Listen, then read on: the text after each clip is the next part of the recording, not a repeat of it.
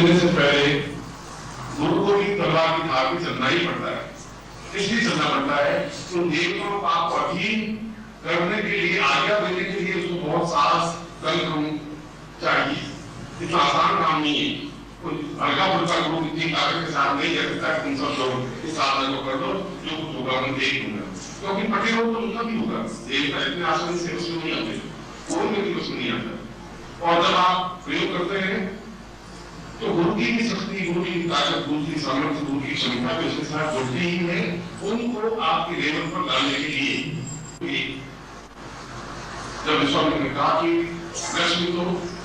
आएगी ही, ऐसा हो नहीं सकता नहीं आए, किसी रूप में आए।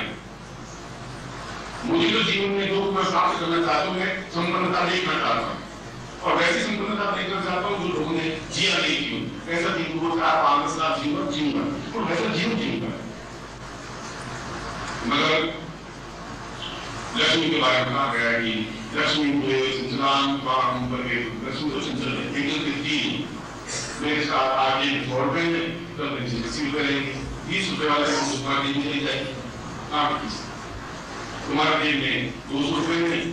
और मेरे जेब में 20 रुपए जेब कर जाएंगे तो तुम्हारे यहाँ 320 रुपए वाला तुम्हें देना ठीक ही नहीं, वैसे ठीक नहीं। आप लक्ष्मी तुम्हारे पास आएगी, इसमें तो कोई बुराई नहीं, मगर वो आपको घर में दिखाई तो तब देगी जब आपकी ताकत हुई बहुत होगा। और बहुत का मतलब ये नहीं है कि आप क्रोध करें, क्रोध करता ही नहीं, लेकिन ताकत को क्रोध नहीं करता, चिचरा आदमी क्रोध करता है, घटिया आदमी क्रोध करता है। और तो समुद्र की तरह होता है, गंभीर समुद्र में 50 नदी मिल जाए तो भी क्रोध नहीं करता, और सिर्फ नदी मिल जाए तो भी क्रोध नहीं करता, और अपने आप में गंभीर समुद्र में रहता है। क्रोध तो जो चीज है उसकी क्षमता के साथ किसी लक्ष्मी को भी नियंत्रण करने की आपका पुरुषार्थ होना चाहिए, और कुछ समूह तो आपकी आप कहीं तो नहीं जा सकते, ये आपकी ताकत होनी चाहिए, ये क्षमता होनी चाहिए। और इस क्षमता के लिए स्वसम्मोहन, अपने आप को भी सम्मोहित करिए। अगर कंप्लीट साइंस में मैंने उसका किताब लिखी है और पूरे संसार में हजारों ग्रंथ लिखे जाते हैं, सैकड़ों उसमें अनुसंधान हुए और इस बात को अनुभव किया है कि व्यक्ति किसी तौर पे पहुंच सकता है अगर उसको अपने आप को सम्मोहित करने की कला हो और दूसरों को सम्मोहित करने की कला। और ये कला को बेची की नहीं, आज के 1000 साल पहले सब की बात कर रहा है कि हम नारी को सम्मोहित करें या लक्ष्मी को सम्मोहित करें या किसी देवता को सम्मोहित करें या किसी उसको सम्मोहित करें, तभी हम इनकी सफलता प्राप्त कर सकते हैं। जिंदगी में गलत बने रहेंगे, जिसको नौकरी करते रहेंगे तो गलती हो जाएगी, ज्यादा से ज्यादा 5-25-50 रुपए रोज जिंदगी में जाएगा साल में, उसके बाद जिंदगी की टॉप पर नहीं पहुंचेगी। कभी मैं 5 रुपए रहेगा कि आप उस बड़े में टॉप पे पहुंचेंगे, कैसे पहुंचेंगे, क्या संभव होगा? टॉप पर पहुंचने के लिए, उच्च स्तर पर पहुंचने के लिए आपकी क्षमता होनी चाहिए, ठोकर मारने की ताकत होनी चाहिए, एक जुनून होना चाहिए। जुनून का मतलब है कि या तो होगा या नहीं होगा, उस लेवल पर होना चाहिए। और यदि आप ऐसा नहीं होंगे, इसका मतलब है कि आपने खुद में अपने आप को सम्मोहित करने की कला दी, दूसरों से मुलाकात करनी, आप में कॉन्फिडेंस होगा तब उसमें कर सकेंगे। लेकिन पहले अपने आप को सम्मोहित करने की कला जानेंगे। और जब आप, और ये साइंस, की साइंस या दूसरों को नियंत्रण करने की साइंस, एक छोटा सा व्यक्ति पिंजरे में घुसता है, 4-5 जनों को कंट्रोल कर लेता है, एक सब मारता नहीं, सब पकड़ लेता है, उसने आंख जो शेर से हटी और शेर पकड़ रहा है, आप देख नहीं सकते, तो उसकी आंख शेर से कटाई होती है, आप उसके बाद आपको नहीं घुमाना है, तो शेर का उसको आंख से आंख नहीं होती, और यदि आपकी आंख बंद नहीं, शेर कर रहा है, वो शेर का मतलब है कि यह भी ताकत मांगे, जो ताकत है, ये भी ताकत मांगे, आंख झपकाई उसकी दी कॉरस्पॉन्ड नहीं दी, तो उसने कहा कि समय आप अपने आप को सम्मोहित करिए, अपने आप को विश्वास पैदा करिए, और विश्वास पैदा करने के लिए भी साधना होती है। मैं कहूँ आप विश्वास पैदा हो, क्योंकि इसमें कई बार असफलता मिलेगी, कई बार सफलता मिलेगी, कई बार आप बुद्धि से प्रबुद्ध हो जाएंगे, कई बार आप बुद्धि की चलो मैं आविष्कार करता हूँ, ये बुद्धि का था संबोधन करने की कला, अवसर के बाद गए, अवसर को ऐसा खुश कर दिया, तो मतलब ठीक है तो मैं बात हुई जब अपना बैठक में करेंगे अंदर का स्थान काम मिलेंगे अब नारी में अब बैठा होंगे और गड़बड़ हो जाए अब जब इन्हें उदाहरण दिया उसमें आप अपनी बुद्धि का प्रयोग करेंगे कि ऐसा नहीं हो ऐसा करते हो ऐसा कर दूंगा ऐसा कुछ नहीं हो आपने कॉन्फिडेंस होगा कि ऐसा तो होगा ही अवसर जो कुछ भी आप उसके घर जाकर करते हैं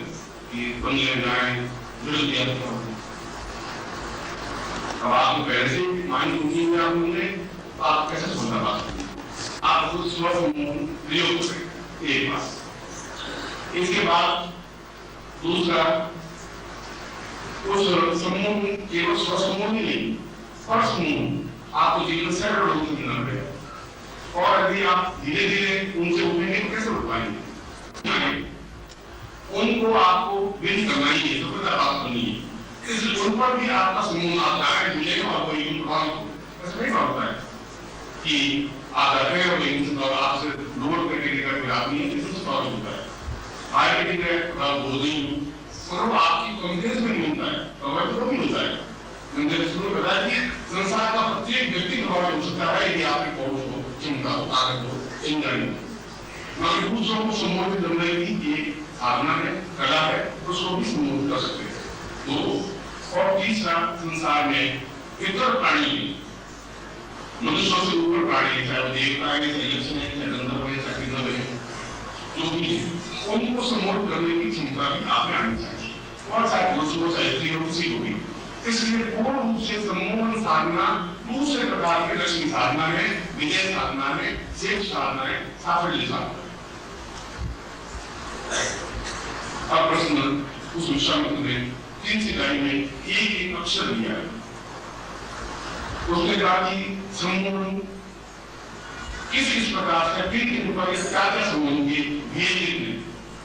आपका तारीफ कर सकते हैं नहीं मगर आप संक्षेप में नोट करें समूह का तात्पर्य विश्वामित्र ने क्या दिया है बहुत ऊंची बात है कल का मंत्र बहुत श्रेष्ठ था तो यह कला भी बहुत जरूरी है इसके बिना उस पुरातन की वस्तु के मंत्र चला हो बस इंजन को ही आपका फाइट में आनी चाहिए कितनी चीज और समूह के कुल 32 भाव बताए 32 प्रकार का समूह होता है नंबर 1 स्वसमूह अपने आप को समूह करना मतलब कॉन्फिडेंस पैदा होगा फिर रूप समूह आपका सौंदर्य अपने आप में दूसरों को सुंदर लगे आपको सुंदर लगे नहीं लगे आपको सुंदर चेहरा बात देखेंगे तो आप में घुमाएंगे आपको चेहरा सुंदर लगता ही है और दूसरों को आपका चेहरा सुंदर लगे और चाहे पुरुष हो चाहे स्त्री हो चाहे बालिका हो चाहे बच्चा हो चाहे कोई हो प्रत्येक स्त्री चाहती है कि सुंदर हो ऐसा होता ही और सुंदर होने के लिए मुझे वो मेहनत लगती है डाइटिंग भागना खाना पीना कम नींबू पानी पीना और लिपस्टिक लगाना सब कुछ एक करती है अब उतने बावजूद भी सुंदर नहीं है तो उनके लिए भी ये साधना नहीं होगी वो जरूर तीसरा यौवन समूह हमारा यौवन में सुंदर है चौथा शब्द समूह हम बोले हैं सामने वाला प्रभावित हो जाए हम कहें ऐसा तुम्हें ऐसा करना है तो नाम नहीं करें वो करेंगे पांचवा देह समूह आपका पूरा शरीर एक सुंदर दृष्टि में हो एक अनुपात में हो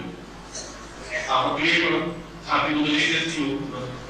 आप बैठे घंटे की तरह घुमा पूरा एक फिजिक्स आपकी एक चौथा छठा दंड समूह अब आंख में इस समूह की क्रिया हो सातवां लक्ष्मी समूह लक्ष्मी को समूह करने की कला हो अगला देवता समूह देवताओं को जो आपसे नीचे कर रहे देवता का मतलब आपके ऑफिसर भव्य देवता है गुरु भव्य देवता है जो आपके कंट्रोल नहीं वो देवता है जिसको आप प्राप्त करना चाहते हैं वह देवता है देवता का मतलब ये नहीं जो हिंदू है कृष्ण है यज्ञ है कुबेर है और देवता नहीं जिसको आप प्राप्त करना चाहे प्राप्त नहीं होता है वो आपके लिए देवता है ये कुछ समूह फिर द्रव्य समूह परिणाम आपके पास आए भी। नेक्स्ट पराक्रम समूह, फिर सुख समूह,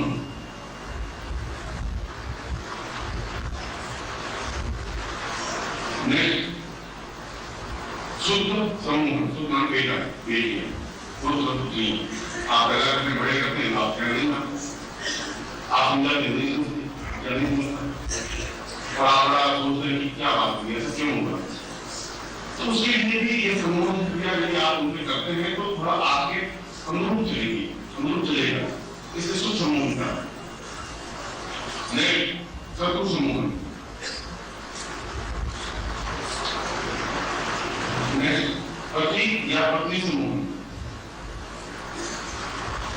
नेक्स्ट भाग्य समूह,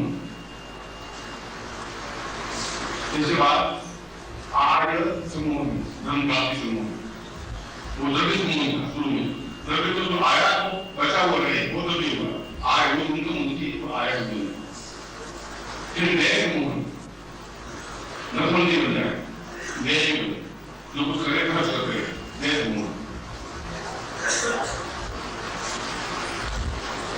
नेक्स्ट यक्ष समूह, गंधर्व समूह, किन्नर समूह, इतर प्राणी समूह, फिर जलाचर समूह।